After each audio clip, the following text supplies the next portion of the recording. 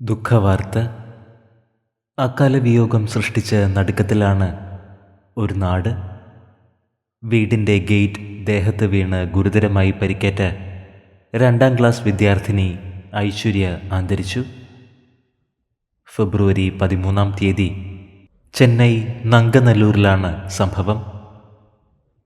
തലയ്ക്ക് ഗുരുതരമായി പരിക്കേറ്റ ഐശ്വര്യയെ പിതാവും അയൽവാസികളും ചേർന്ന് ഉടൻ ആശുപത്രിയിൽ എത്തിച്ചുവെങ്കിലും ജീവൻ രക്ഷിക്കുവാനായില്ല.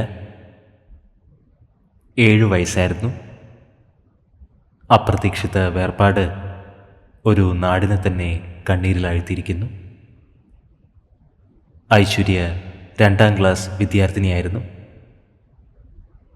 ആത്മാവിന് നിത്യശാന്തി ലഭിക്കട്ടെ എന്ന് നമുക്ക് പ്രാർത്ഥിക്കാം.